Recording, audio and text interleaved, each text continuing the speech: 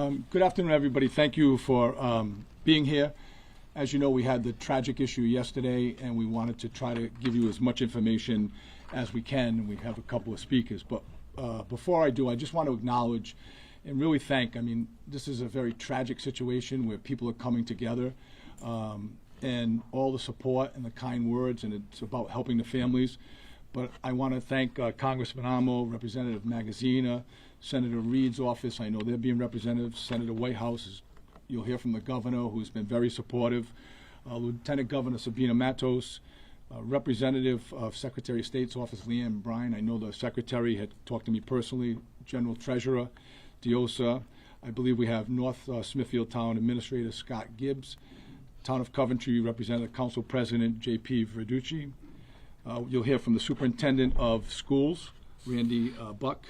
And we have the Council President Mercer, members of the Council, members of the School Committee, as well as the Pawtucket Athletic Director, Dino, as well as many others. And if I missed any, I'm not going to go through the individual. We have Ron Bopey from the union, but this is where our community comes together in these very difficult times. I just want to recognize and also thank all of the responding organizations for their family, at the Family Assistance Service, as well as all of the others, but the Pawtucket EMA and the certain volunteers, the Rhode Island Emergency Management, Providence Emergency Management, Red Cross, Family Service of Rhode Island Medical Service Corps, Tide Family Services, Dorian Ray from the Rhode Island Crime Victims, and really somebody that was so helpful, but our partner was Ripta, who helped us yesterday in the very heart of the issue. So on behalf of the city of Pawtucket, we are deeply overwhelmed from the tremendous outpour of support that we've received across our state, and you see it here supporting here. Yesterday, our community, but many communities, our state experienced an unthinkable tragedy and at the Dennis M. Lynch Arena. What should have been a joyful gathering of students, parents, athletes, and families and their friends became a moment of really frustrating and turmoil, and it's shaken the community of Pawtucket and the communities of all the representatives that are here in the state, as well as the core hockey community. I know Mayor Lombardi is here, also Mayor De Silva, and their communities were affected. So this is a statewide issue. And today we stand here all together with heavy hearts. We stand with the players, the students, the coaches, the families, the faculty and the staff who have gone through this traumatic, from the staff from the school districts who are dealing with this, and those cooperative and the high school hockey teams. The young men and the young women and the young athletes who took the ice, to the parents and their loved ones. They were in the stands and they witnessed this. And to the educators and supporters who make those programs possible, please know that the city stands behind you, the state stands behind you in your grief and your compassion and your unwavering support. I want to express my deepest gratitude to the first responders from all over the state and out of state, to our mutual partner, aid partners who rushed to assist, from the local communities to the state and federal. The response from the public agencies across the state was immediate, coordinated, and extraordinary, and we really can't thank them enough. In the face of what chaos and danger, they acted with professionalism, courage, and care. Their actions helped protect lives and restore order during the incredibly difficult situation. We also want to recognize the remarkable bravery of the Good Samaritans who stepped in without hesitation, placing themselves in harm's way to stop that shooter. Their courage undoubtedly prevented further loss and injury, and we thank them for that. We are equally grateful for the health professionals who were there, present at the game, and rendered aid to the victims. Their skill, composure, and selflessness represents the very best of humanity, and they are true heroes. While this incident was deeply affected the city, we must acknowledge the difficult realities. This tragedy is part of a broader national crisis of gun violence and stark reminder of devastating consequences of domestic violence. We also understand the events like this can be deeply triggering, particularly for the survivors and the families, impacted by violence. If you are struggling, please seek the help and support you need, and the governor will be talking a little bit about that. We recognize that the emotional impact of this event will not fade away overnight, and grief, fear, and confusion and trauma are real and they are lasting. Mental health support services are available, and we encourage everyone and anyone that needs them, that are affected directly or indirectly, please reach out. No one should feel that they must navigate this alone. Our city remains committed to clear communication, to supporting those impacted, and working closely with all of the law enforcement partners as the investigating communities continue to investigate. Pawtucket is a very strong and resilient community. We will learn from one another. We will support one another, and together we will get through this. I now would like to take a minute and turn it over to the chief, who will give you a brief update as to where the investigation stands. Thank you, Mayor. Thank you again for coming. I know this is our third update since yesterday within a 24-hour period. What I can tell you again from yesterday is about 2:30 yesterday afternoon, Pawtucket Police received a call for an active shooter at Lynch Arena. Once we received that call, the police responded within 60 to 90 seconds. What we learned was that there was an individual suspect inside Lynch Arena that had fired upon family members. What I can confirm now is that the suspect was Rhonda Dorgan. His date of birth is July 15th of 1969. One of the victims was his ex-wife, Rhonda Dorgan, and also his son, adult son, Aidan Dorgan. Rhonda succumbed to her injuries on scene at Lynch Arena, and the son, Aidan, succumbed to his injuries after being transported to the hospital. We have three other individuals, Linda Dorgan and Gerald Dorgan, which are the parents of Rhonda. They are at the hospital now. They are in critical care, and we continue to receive updates about their status. The final victim was Thomas Geruso. He is a family friend of the family, and he is also in critical care at the hospital, and we continue to monitor his progress. What I can tell you is that they were all at the event for a son, a juvenile son who was playing hockey. It was their senior night, and there was no expectations or any indication that there was going to be any type of violence yesterday at the arena. I can tell you that individuals on site, several bystanders, I would say that probably whether they have been family or friends of the individuals playing hockey, stepped in, they intervened, and at least 3 bystanders were able to circum the suspect. At that time, the suspect did reach for a second firearm, and he did inflict a self-inflicted gunshot wound, which is what he succumbed to on scene. I can tell you that there were first responders on scene outside of Pawtucket, several nurses, several firefighters, and they also rendered aid to the victims until fire personnel responded. Once police responded, obviously we were met with a tremendous amount of people exiting the arena. We were able to make entry, and we also rendered aid to those individuals until they could be transported to the hospital. Central Falls Rescue and Pawtucket Rescue responded, and they also rendered aid. What I can tell you from what we've learned so far is that this individual had responded to hockey games in the past to watch their son play hockey, and that this was not unusual for them to respond to watch a hockey game. Again, there was no indication from the family or friends that any violence was underway or that they were in fear of this specific individual. What I would like to say is obviously the investigation is ongoing. We continue to look into maybe what the motivation was. We're not sure at this point what the triggering event was that happened yesterday. We are conducting several search warrants at this time, looking for additional information. We have reviewed several videos, both internally because it was a sporting event, so Live Bond was streaming that event for the families. We have also witnessed and we've combed through videos of parents that were videoing their individual children playing the game, which of that they love. So we have been kind of streaming through that to make sure that we're getting a clear picture of what happened.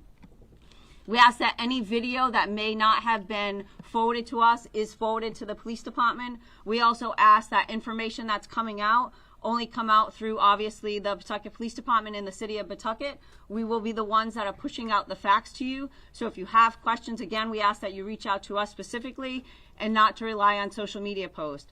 those posts that are putting out there are not necessarily accurate, and they're trying to spin a story in a different way. So we ask that you rely on the information that we're giving you. What I also can tell you is, again, we worked with several community events. We've worked with our local partners, our state partners, our federal partners. There was a lot of outside help that showed up on the scene. I can tell you right now we have individuals working in another state with the FBI trying to assist Pawtucket in search warrants that we have ongoing right now. As for any further updates, as we get additional information, as things come about, if we get any more videos or things that we can comb over, we were going to push out that information just like we did yesterday. As we get more information, we would like to share it with you, and then that way, you know, you have the story as it's unfolding. Again, what I can say is the suspect did succumb to their injuries yesterday. Our hearts go out to the families that were affected. Obviously, the children that were on the ice. This was supposed to be a joyous event for them. It was their senior night at a hockey game, a normal high school game that should have gone on without any type of violence, whether it be inside the rink or outside the rink. So again, we ask that you respect the privacy of those families and just give them some time to grieve. This was a tragic incident that obviously resulted in a domestic violence incident that, you know, is unfathomable that had that happen in our city. So again, we ask that you respect some of the family members, and again, this was one large family that was affected. I'm going to turn it over to the governor, and then at the end, if you have some questions, we'll let you ask them at that point. Governor? Thank you, Chief. You're welcome. Thank you, Chief. It's another sad day in Rhode Island. Here in Pawtucket, just imagine, we all have families. To have virtually a complete family shot and several killed, I just can't imagine what those families are going through and the people who are close to them. So our thoughts are with them, and also our thoughts are with the city of Pawtucket, Mayor Grebian and the Chief. Thank you and your whole team for the response that you've had. And our role is to continue to provide the state resources as people recover wherever they need them.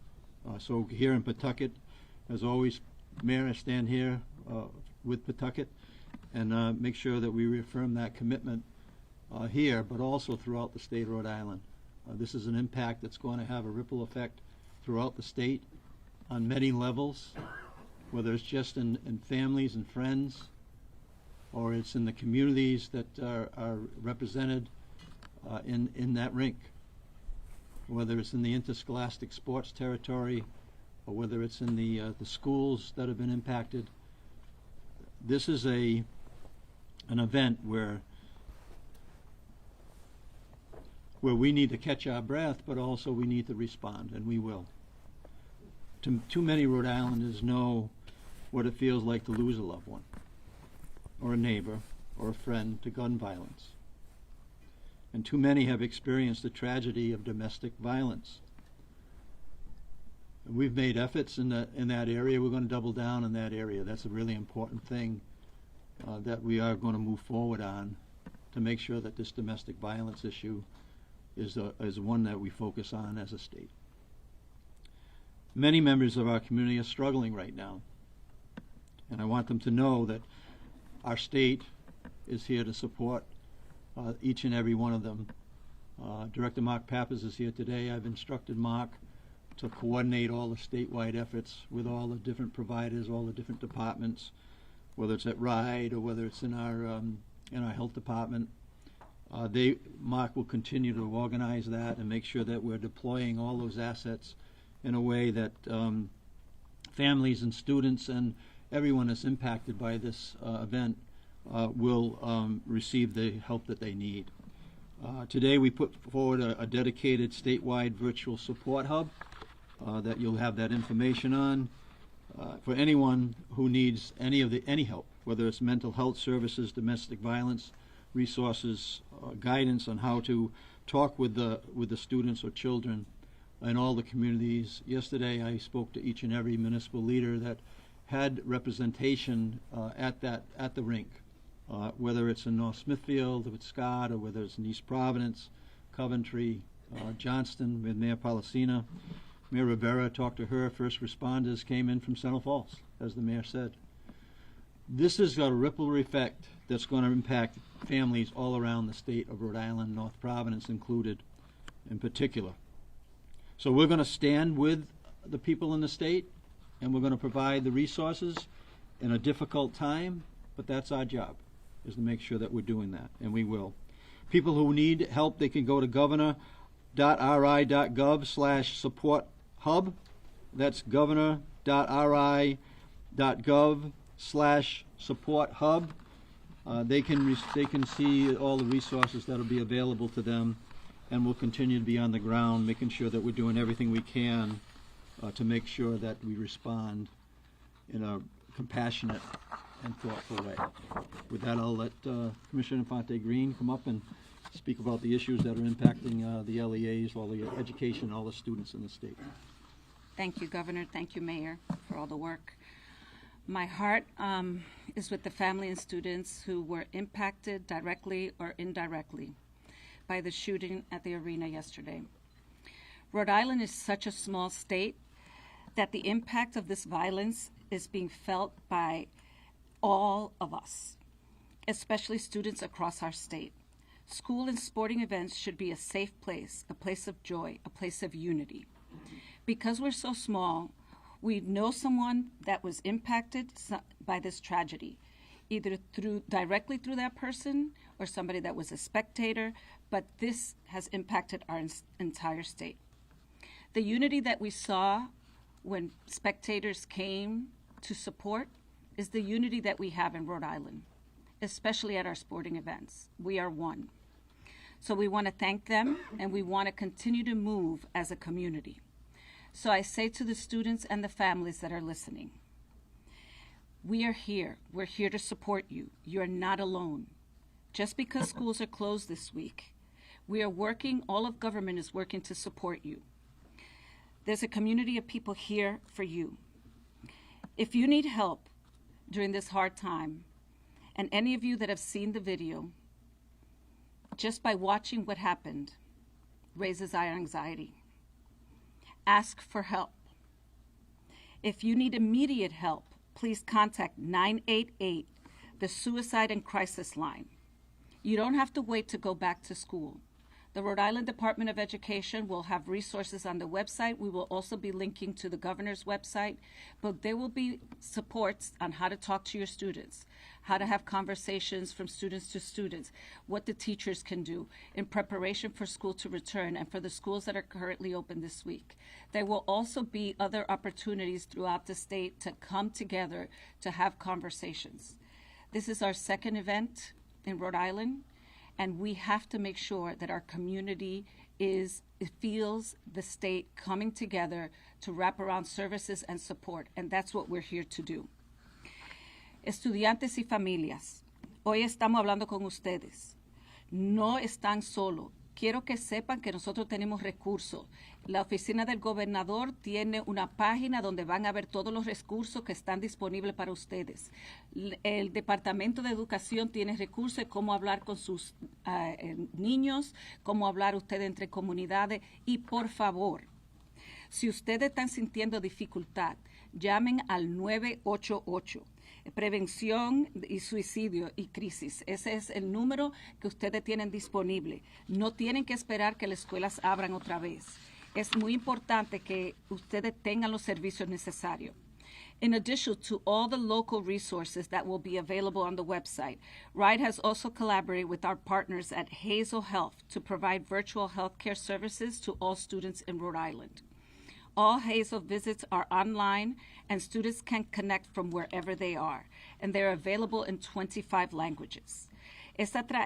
Estamos aquí con esta tragedia. Nosotros tenemos una colaboración con los servicios de Hazel Health para ofrecerles servicios médicos virtual a todos los estudiantes de Rhode Island. Donde quiera que estén, pueden adquirir estos recursos y en cualquier lugar.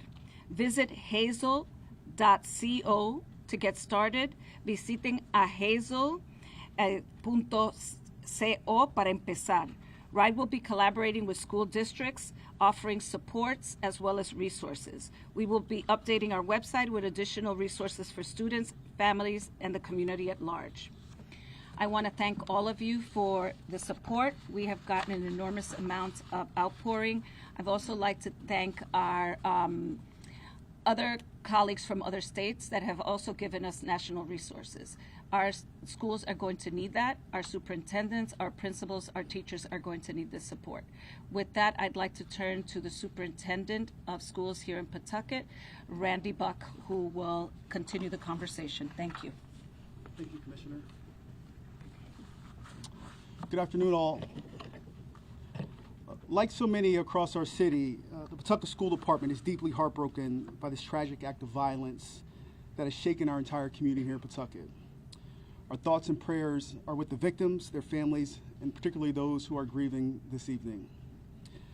This tragedy, as you know, also has touched the Pawtucket school community as members of our own staff were personally impacted.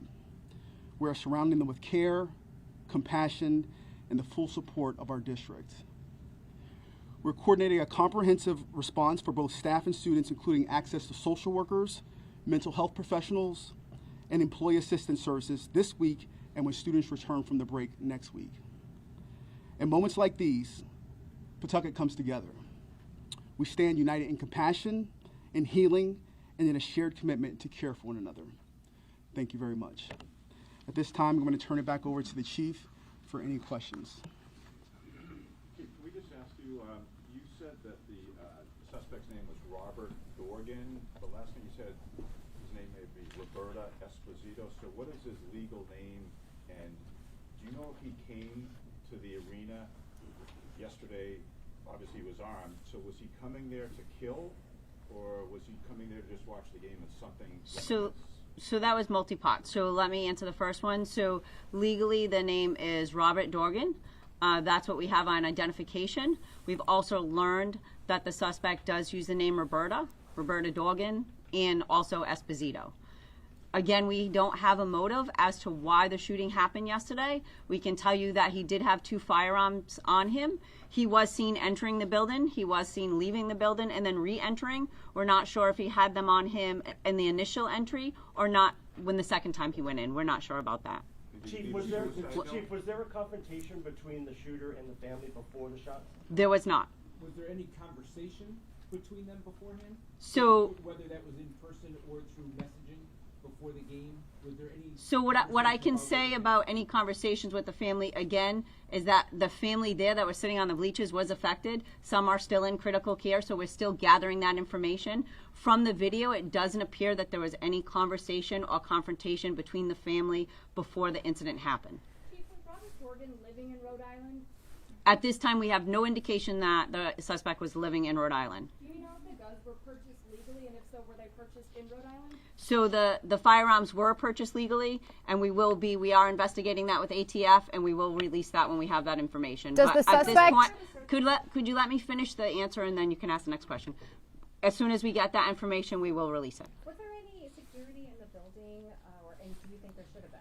So as for sporting events, anything like that, if Lynch Arena felt like there was a need for it, they would have reached out. There was no indication that there was any type of violence that was going to happen at the event. Like I said, it was a high school hockey game for a co-op team, actually 2 co-op teams, so multiple jurisdictions were affected. There was no indication that there was going to be violence. This individual had gone to many hockey games in the past. There was no past experiences with violence at any of those hockey games, so there was no need for police presence at that time. Can you tell us where the search warrants are being conducted? Not at this time, no.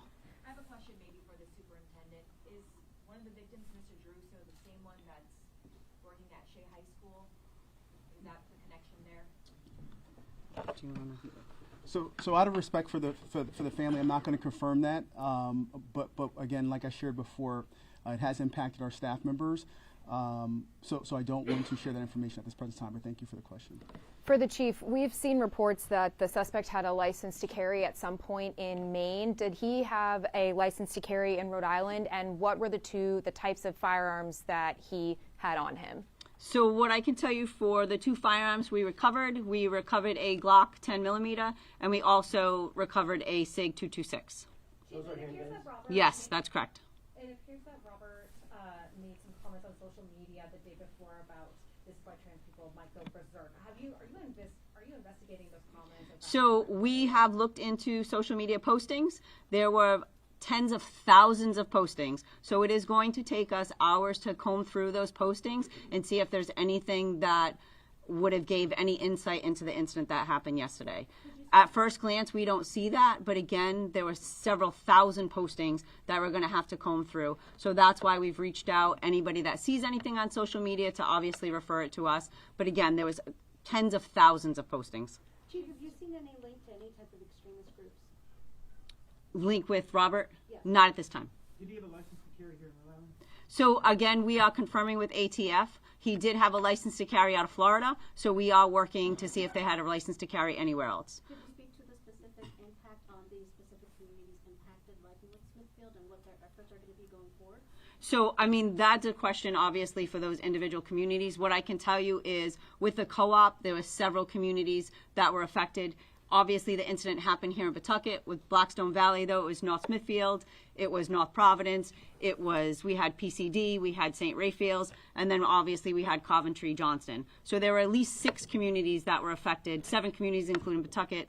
So there were, 6 communities, that were involved. And obviously, the resources we have, we're working with the Attorney General's office very closely. We also worked with RIPTA last night, who assisted us.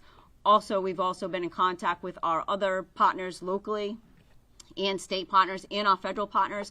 And one thing that I can say is when a tragedy happens somewhere in Rhode Island, everybody responds. Everybody's been reaching out and trying to offer whatever type of assistance they can. We're in constant contact with the Attorney General's office. They're offering us that assistance when needed. And also what I can say is that during an event like that, it's very important that we come together. It's important that we respect these families and that we offer them the services that they so need. Anybody that was affected yesterday, we do have services set up at 175 Main Street. They can respond to 175 Main Street, and there are services there, or they can be referred if they need other services. But we are offering services right in Pawtucket at 175 Main Street for those families that were affected on the site yesterday. Chief, did the family give any indication how they identified themselves? Was there some sort of transgender process happening? So that really is kind of irrelevant to our investigation at this point. What I can tell you is the identification was in the name of Robert, and then we also know that the suspect went by the name Roberta. It appeared that the suspect was in female clothes yesterday. But again, that's nothing that had swayed the investigation one way or another. We're just trying to kind of factually put the pieces together and let that lead us on to obviously why this occurred yesterday. Everybody's looking for answers. The police department obviously is looking for answers too. We want to know why it happened, especially in our community. So that's what we're trying to do, trying to put together that timeline and answer those questions. As far as the police investigation, what's pending? Sorry, the chief of the family said that Robert Dorgan had mental health issues. Have you seen any history of that? Was there any treatment, any medication? So we do not have medical records at this time. That's obviously an avenue that we'll pursue. But again, it has only been 24 hours, so these are questions that we're trying to answer. And again, we're working with a family that has suffered such a great tragedy. We're trying to, at the same time, respect some of their privacy and speak to them when it's appropriate too, right? Because this is one family that's been greatly affected, so we're trying to speak to them. Chief, to shoot into a crowd of people and hit all of your targets, is there any indication of professional firearms training? So it was very targeted. Like I said, and you saw from some of the videos that were put out there, he did approach the family individually, and he fired upon the family.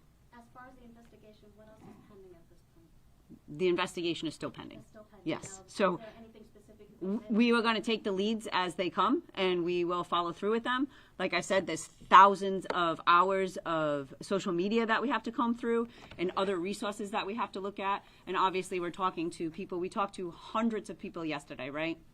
Everybody that was in the rink, We used RIPTA buses to kind of reunite them with their families, because obviously when the shooting happened, people were either exiting through both means of egress at the building. There are multiple doors, so everybody was kind of scattering. We tried to reunify them with their families and then bring them to the station, and then we spoke to them individually. We had services on scene yesterday to try to help them through that. Again, we weren't trying to re-traumatize them last night. We were just trying to get the facts, the story. So again, at some point, we're probably going to need to talk to them again. We talked to the people that intervened and assisted with succumbing the suspect. So again, those are people that we're going to follow up with. Are there any plans to release any official video that was taken or live streamed throughout the incident?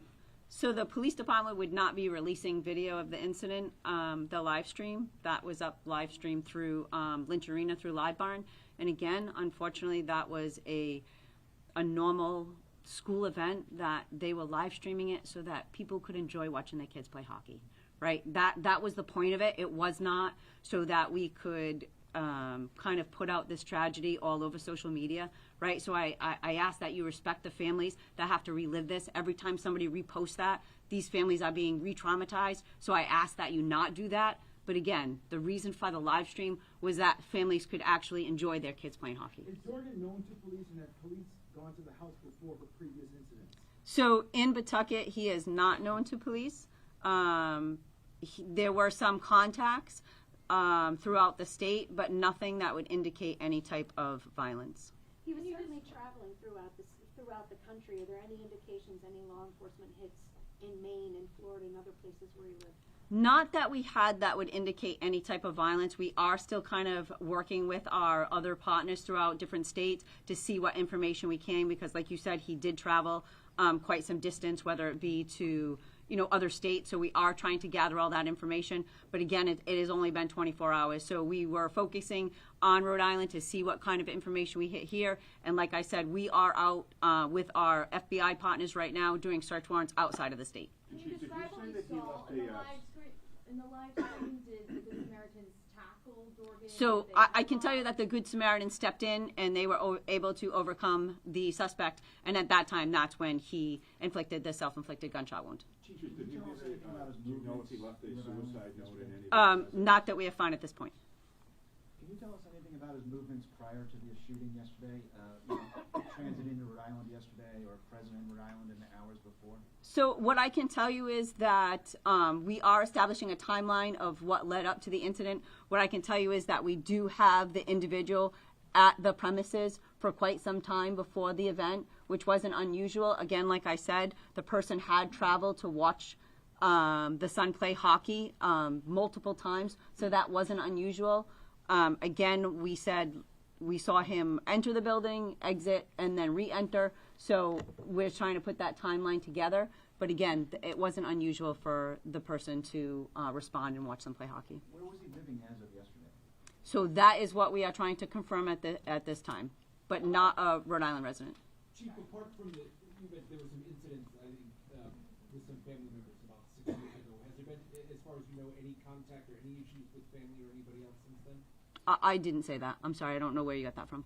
Well, I guess there are court records that he had some run-ins with family members and accused them of assaulting him, including the father-in-law. Not here in Pawtucket. Anything since then? Not here in Pawtucket.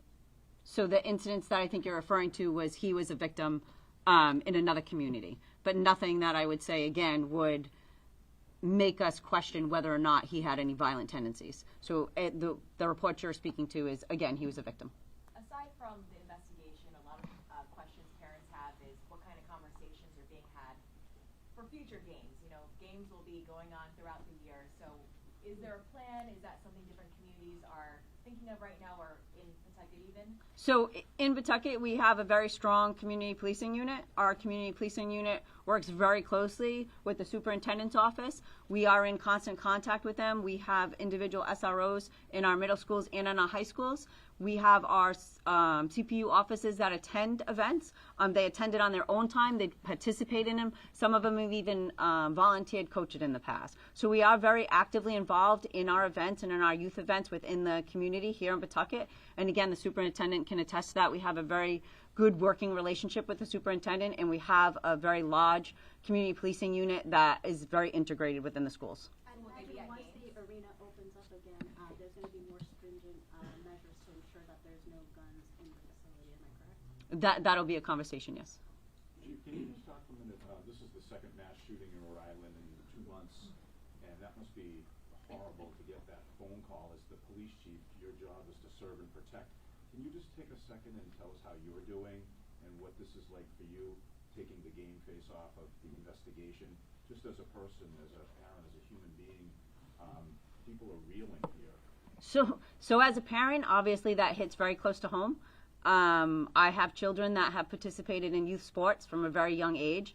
I've watched live stream. I've watched their sporting events, obviously during COVID for that period of time. So that does hit very close to home.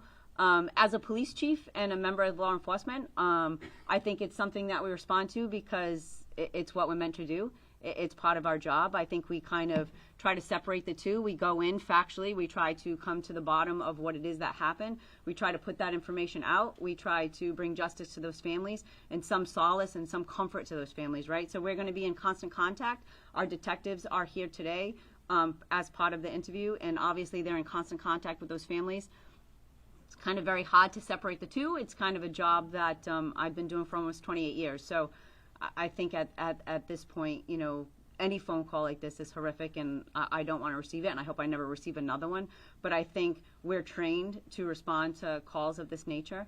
I know some of you asked yesterday, we had a training going on for an active shooter that was off-site as just part of our normal training to make sure the men and women of the police department know how to respond if we do have a tragedy. So those individuals that were there, they were on a training. When they heard the calls for service, they responded. I mean, that's what we do. If someone calls for help, we go.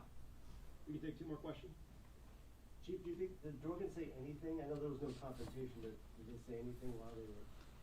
So it's nothing on the video would indicate that there was any conversations. Again, the victims are in critical care, so it's hard to say. So any conversations will obviously follow up with them when they're able to speak to us. But as far as we know, there was not a conversation nor a confrontation between the family and Dorgan right before the incident. Do you think it was planned? Again, we're trying to establish motive. I don't know. Thank you, Chief. Good. Thank you. Thank you, everybody. Gonzalez. Gonzalez. Thank you, everybody.